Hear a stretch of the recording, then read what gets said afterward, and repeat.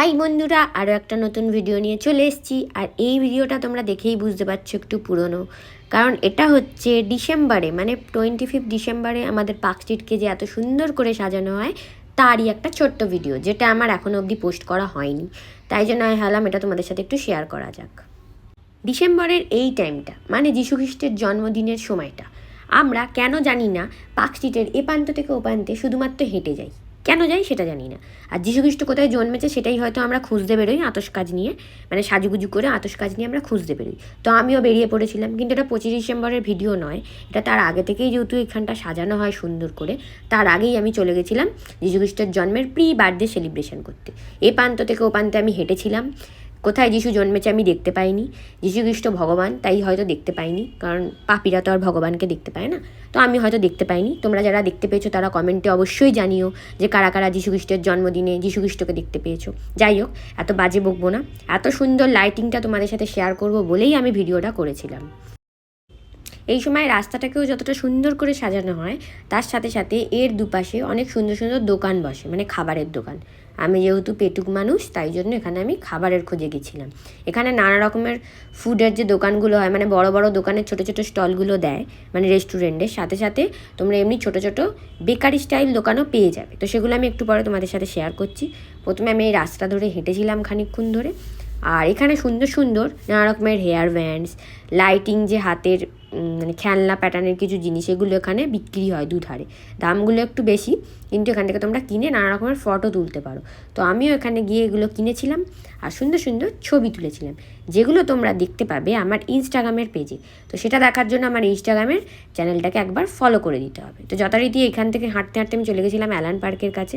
Alan পার্কের ভিডিওটা আমি তোমাদের সাথে আলাদাভাবে শেয়ার করেছি। তো এখানে গিয়েও তোমরা সুন্দর ছবি তুলতে পারো। এখন অবশ্য নেই, নেক্সট ইয়ারে তোমরা আবার যেতে পারো। তো তারপরে আমি ভাবছিলাম কি খাওয়া যায়।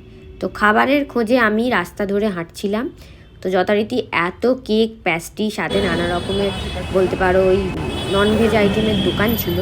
সেগুলো দেখে আমার খুব খিদে পেয়ে গেছে।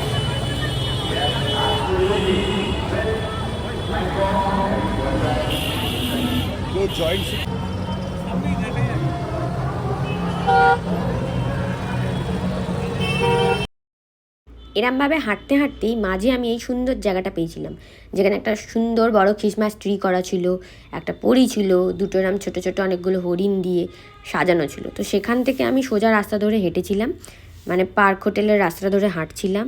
আর দুপাশারই এরকম নানা রকমের দোকান বসেছিল, এই যে এগুলো হচ্ছে নানা রকমের হেয়ার ব্যান্ড বিক্রি হচ্ছিলো। তারপরে পেয়ে গেছিলাম হাঁটতে হাঁটতে এই যে কাবাব, তারপর নানা রকমের ফিশের আইটেম, তো নানা রকমের ছিল। আর মোমোর দোকান এখানে অনেকগুলো ছিল। মিরিকের মোমোর এটা স্টল ছিল, ভিড়টা ছিল তো দেখতেই পাচ্ছ খুব বেশি। সেদিনকে আমার ভেজ ছিল, তো যার জন্য আমি এগুলো খেতে পারিনি। তো আমি খুঁজছিলাম ভেজের কিছু খাবার আছে কিনা। তো খুঁজতে খুঁজতে হাঁটছিলাম। তো যথারীতি বেশিরভাগই এখানে দেখছিলাম দার্জিলিং আর মিরিক স্টাইলের মোমোগুলো বিক্রি হচ্ছিলো, কিন্তু সেগুলো বেশিরভাগই নন ভেজ ছিল, তো আমি খেতে পারিনি। তো তারপরে এইখানে নানা রকমের বেকারি স্টাইল কেক। খ্রিসমাস মানেই জানো তোমরা যে ড্রাই ফ্রুটের সম্ভার, মানে ড্রাই ফ্রুটস কেকগুলো অতিরিক্ত পরিমাণে এই সময় পাওয়া যায়। আর চকলেট, তো যথারীতি এখান থেকে এই সুন্দর সুন্দর কেকগুলো আর চকলেটগুলো আমার খুব ভালো লেগেছিলো। তো এগুলোর আমি ছোট্ট করে একটা ভিডিও বানিয়ে নিয়েছিলাম। এই দোকানটাতে আমার পছন্দ হয়েছিল ব্রাউনিগুলো, কিন্তু ব্রাউনিগুলো ছিল ননভেজ, মানে এগ দেওয়া, তো আমি খেতে পারিনি। মনের দুঃখে ওখান থেকে আমি বেরিয়ে গেছিলাম। বেরিয়ে গিয়ে আমি খুঁজছিলাম ভেজের কিছু পাওয়া যায় কিনা। তো তারপরে আমি একটা দোকান পেয়েছিলাম যেখানে ভেজের কটা কেক আমি পেয়েছিলাম। এই যে এটা হচ্ছে তোমার বলতে পারো ওখানে ছিল বিস্কফের একটা ছিল, আর এটা হচ্ছে তোমার ওই কফি ফ্লেভারের একটা ছিল। তো এটা হচ্ছে চিজ কেক প্যাটার্নের কেকটা ছিল। তো এটা আমি খেয়েছিলাম, আমার এটা খুব ভালো লেগেছিলো, টেস্টটা কিন্তু খুব ভালো ছিল। আর 100 টাকা দাম নিয়েছিল এটা। তো যথারীতি মুখ দেখে বুঝতে পারছো যে খুব ভালো টেস্টি ছিল। তো বেরিয়ে তো খেতেই হবে। খাওয়া দাওয়া করে আমি আবার হাঁটা শুরু করেছিলাম। হাঁটতে হাঁটতে এই সুন্দর ক্যান্ডেলের দোকানটা চোখে পড়েছিল। কত নানা রকম দামের ছিল, কিন্তু ক্যান্ডেলগুলো খুব কিউট কিউট ছিল। তো যেগুলো দেখলে মনে হবে ঘর সাজানোর জন্য আমরা দু একটা আনতে পারি। যথারীতি আমি কিনিনি, দেখে চলে এসেছি। আর এই যে এই দোকানটাতেই আমি কিনেছিলাম। তো ওখানে বিস্কপ ছিল, নানা রকমের কুকিজ ছিল, তো অনেক ধরনের জিনিস ছিল। তো তোমরা চাইলে ওখান থেকে খেতে পারতে। যথারীতি তেমন কিছু খাবার না পেয়ে আমি মনের দুঃখে বাড়ির দিকে রওনা হয়েছিলাম। তারপর একটা সুন্দর ক্যান্ডির দোকান চোখে পড়েছিল। নিজে চকলেট বানাই, তাই জন্য এখান থেকে আর চকলেট কিনে নিজের পয়সা খরচা করিনি। তারপর মনের দুঃখে চকলেটগুলোকে দেখে একটু ঘাঁটাঘাঁটি করে তারপরে নিজের বাড়ির দিকে রওনা হয়েছিলাম। এখানে সুন্দর সুন্দর অনেক কিউট কিউট চকলেট ক্যান্ডি ছিল, যেগুলো তোমার সাথে শেয়ার করে নিলাম।